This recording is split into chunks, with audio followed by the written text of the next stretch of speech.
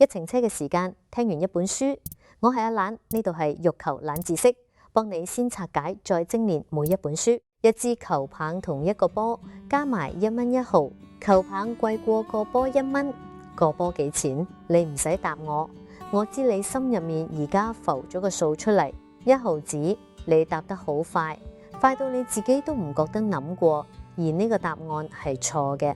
個波係5仙，球棒1蚊05仙，加埋啱啱好1蚊1毫。條題唔難，難嘅係有個答案喺你未計之前就已經出咗嚟。本書叫《快思慢想》，英文 Thinking，Fast and Slow， 作者係丹尼爾·康納曼 Daniel Kahneman， 2002年攞過諾貝爾經濟學獎。佢做咗一世研究，講嚟講去都係同一件事，人點樣諗嘢同埋點樣諗錯。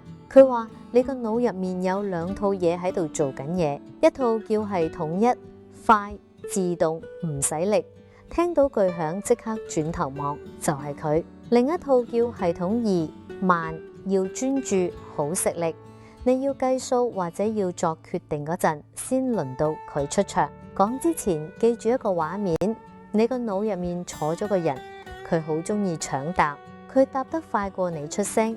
今集講嘅就係佢幾時幫到你，同埋佢幾時會靜靜地出賣你。第一章，你個腦入面有2個角色，一個搶答，一個好懶出聲。呢一章講點解搶答嗰個成日贏。先講翻頭先個波，加埋1蚊1毫，球棒貴1蚊，多數人第一下答1毫子，答案係5仙。如果個波真係1毫，球棒就要1蚊1毫，兩樣加埋就變咗1蚊2。康納曼話呢條題係一個示範，係統一收到條題，覺得自己搞得掂就答咗。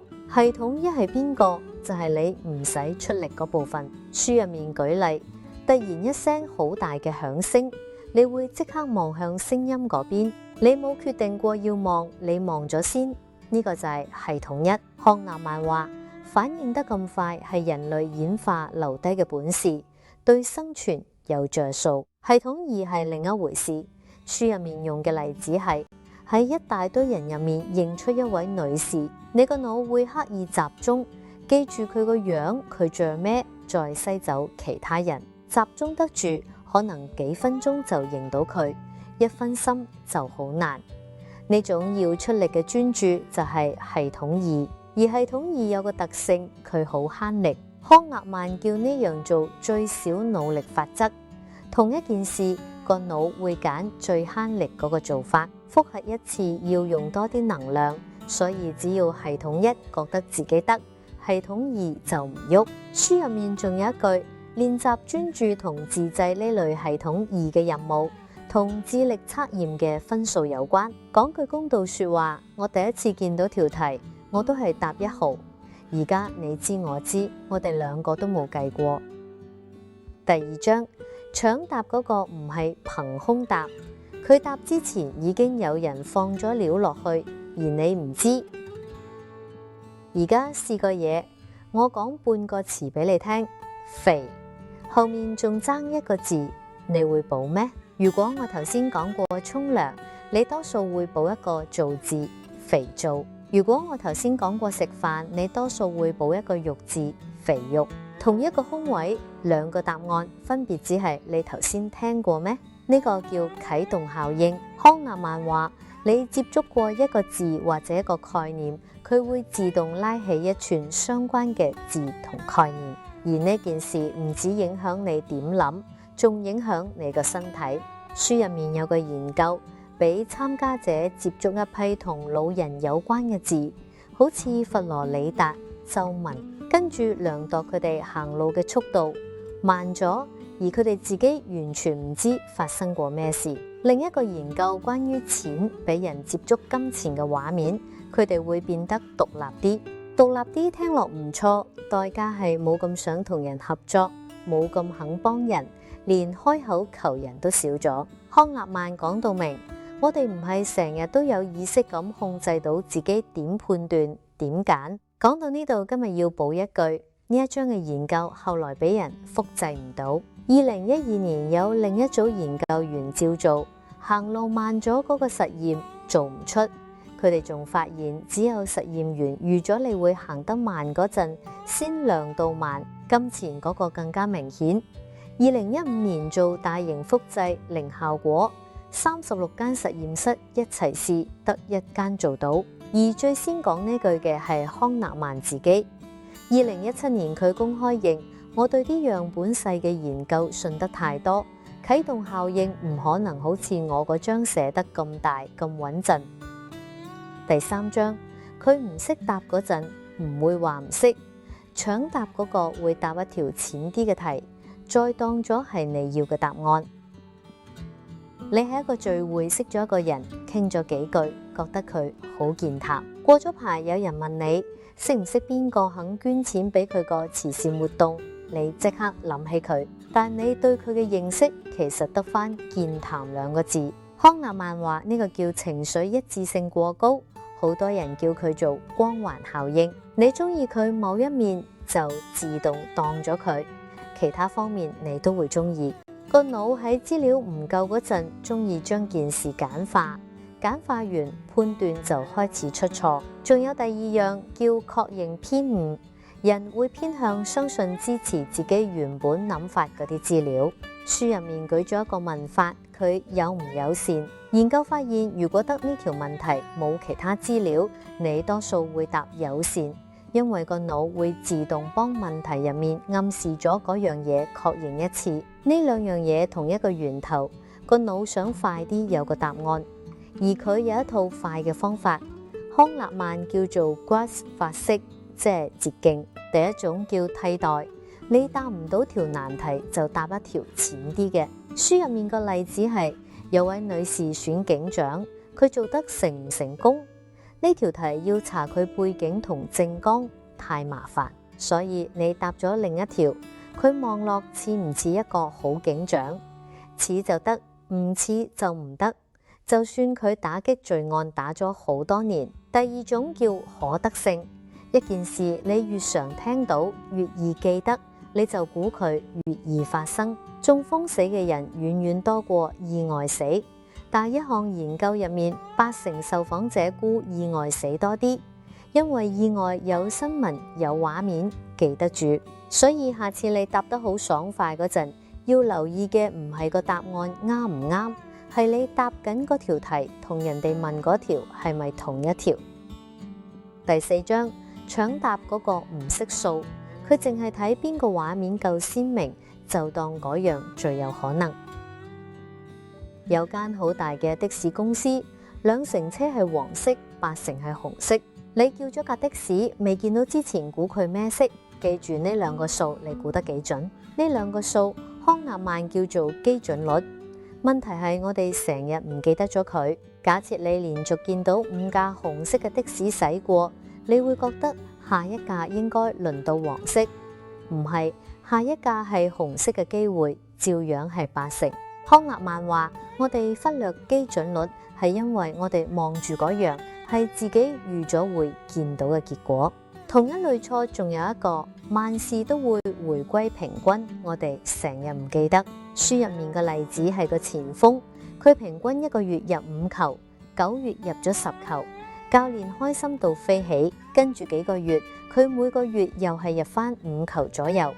教練話佢冇保持狀態，鬧佢，但佢唔應該俾人鬧，佢只係翻到自己嘅平均值。講完個數，再講寫法，同一個數字寫法唔同，你嘅反應會完全唔同。書入面有個瓊斯先生實驗，2組精神科專業人員判斷瓊斯先生可唔可以安全出院。第一組聽到嘅版本係，好似瓊斯先生咁嘅病人有1成機會做出暴力行為。第2組聽到嘅版本係100個好似瓊斯先生咁嘅病人，估計有10個會做出暴力行為。同一個數字，但係第2組反對佢出院嘅人差唔多係第1組嘅2倍。仲有一種叫分母忽略，一句係呢隻藥保護細路唔中呢個病，但有10萬分之一機會令佢永久毀容。另一句係10萬個食呢隻藥嘅細路會有一個永久毀容。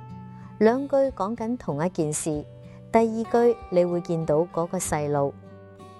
第5章講到得同失，搶答嗰個唔係計你手上有幾多，係計你由邊度開始計。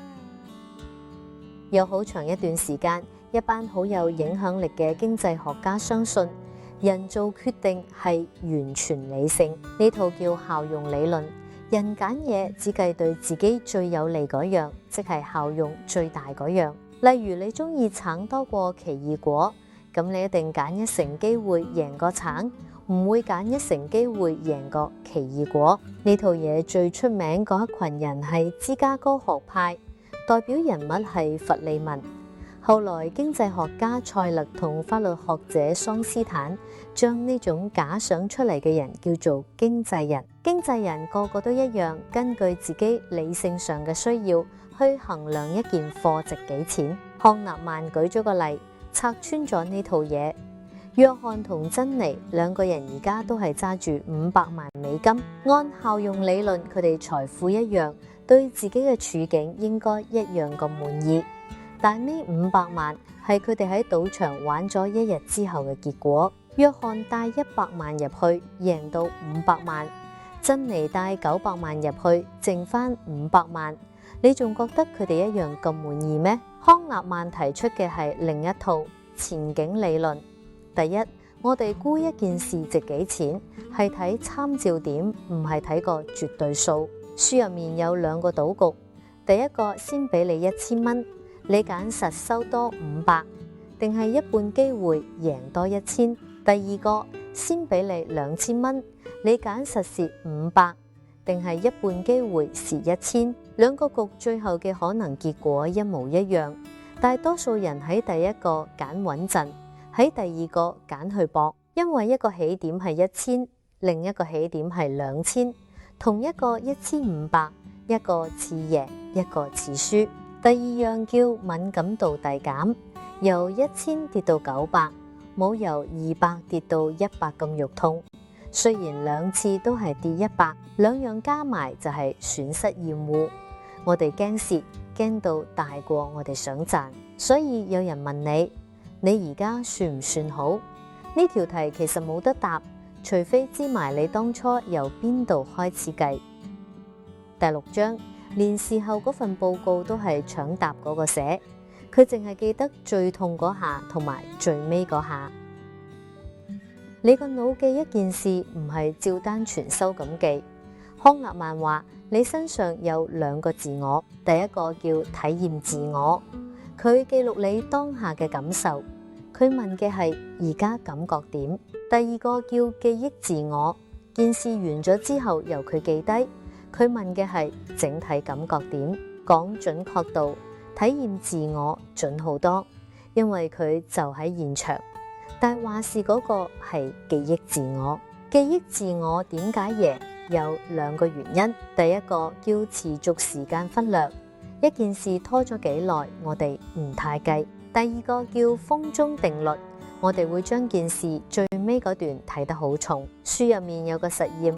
量度病人做完大腸鏡之後嘅記憶，一組做嘅時間長，另一組短啲，但尾段越嚟越痛。你可能會估做得耐嗰組應該更難受。過程之中問佢哋確係咁答，長嗰組當時感覺差啲，但係做完之後輪到記憶自我出場，結果反轉，短但尾段最痛嗰組記憶入面更差。同一件事，你經歷嗰陣嘅答案同你事後嘅答案可以係2個答案。所以有人問你頭先點呀？你答嗰句唔一定係你頭先真係經歷過嗰樣。第7章，你停唔到佢搶答，但你可以喺佢答完之後加一句等陣。講咗咁多錯，總要講下可以點。康納曼話個腦做唔同嘅事，用嘅能量唔同，唔使點集中。慳力嗰陣，你處於認知輕鬆；要好集中、好食力嗰陣，你處於認知緊張。認知輕鬆嗰陣係系統一話事，你有創意啲、直覺啲、心情好啲。同時容易錯啲。認知緊張嗰陣係系統而話事，你冇咁有創意，但係佢會複核多幾次，錯得少啲。知道呢件事，你就可以揀自己入邊個狀態。上一段信息有說服力，就令人處於認知輕鬆。最簡單嘅做法係重複，同一句嘢重複出現，而記得佢就會變得更有說服力。康納曼解釋，我哋見到熟悉嘅嘢就會鬆一鬆，呢個係演化留低嘅反應。反過嚟要解一條統計難題，認知緊張反而幫到你。書入面有個做法幾得意，將啲字印到難認少少，個腦要出力去讀，連帶會認真啲，冇咁易放棄。最後仲有一樣要防，叫過度自信。康納曼話個腦中意砌一幅完整嘅圖畫出嚟去解釋件事，叫認知連貫性。例如夏天喺你腦入面嗰幅圖畫就係猛太陽好曬，就算天氣報告話今日凍，你都可能照住短褲同短袖出街，凍到喺度震。書入面有兩個做法，第一個叫參考類別預測，唔靠籠統嘅印象，靠具體嘅舊例，即係上次夏天凍嗰日，我到底着咗咩？第二個係事先諗定風險，估中同估錯分別要有應對。就今次嚟講，即係袋多件外套，你唔需要成日慢諗，快思幫你行咗大半條路，你只要留低3個時刻慢一慢，簽名之前、俾錢之前，同埋你準備講一句收唔返嘅說話之前。總結呢本書講嘅其實係一個機制，你個腦入面有2套嘢，一套快自動唔使力，一套慢要專注好食力。而多數時候快嗰套已經幫你答咗，慢嗰套連知都唔知。康納曼真正嘅貢獻唔係話俾你聽人會犯錯，呢句人人都講得出。佢做嘅係將人會犯錯變成一張可以核對嘅清單，基準率、替代、可得性、參照點、風中定律，每一個都有名有姓，有實驗數得出嚟。呢本書最得罪人嗰點係，佢話你聽，你嗰種好肯定嘅感覺，同你啱唔啱基本上冇乜關聯。你覺得順，覺得肯定，好多時只係因為個答案嚟得夠快夠熟。至於佢冇講中嘅，就係啟動效應嗰一章，嗰啲研究後來複製唔到，而佢自己喺2017年認咗，話自己對啲樣本細嘅研究信得太多。一本教人睇穿自己判斷嘅書，作者最後用同一套方法睇穿咗自己。呢件事可能比書入面任何一個實驗都值得記住。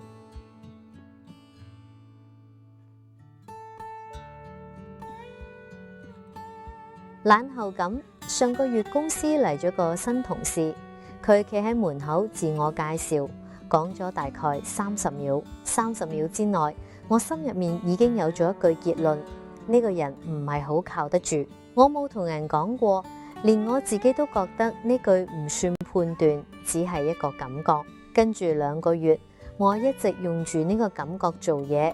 佢做嘅嘢我會多睇2次，佢講嘅嘢我打個字先信。上個星期我先發現佢係全組最肯執手尾嗰個。我最唔舒服嘅唔係我睇錯咗人，係我發現嗰30秒入面，我根本冇答過佢做唔做得掂件事呢條題。我答咗另一條淺好多嘅題，佢講嘢我聽落舒唔舒服？呢2條題完全唔同，但喺我心入面，佢哋換咗位，而我一直當咗係同一條。講真，我唔會同你講，睇完本書，我以後就會諗慢啲。我試過做唔到，搶答嗰個唔會等我。我而家做嘅係另一樣，我心入面對一個人落咗判斷，我照樣記低，但我會喺後面留一格空白，嗰格空白係留俾佢自己填嘅。而我發現好多時候佢哋填落去嗰句好過我頭先寫嗰句。你哋仲想睇邊本書？留言話我知，下次可能就到佢。我哋用理性去對話，用閱讀去思考。我係一蘭，下次見。鍾意嘅話記得訂閱、留言、開埋個叮叮鐘。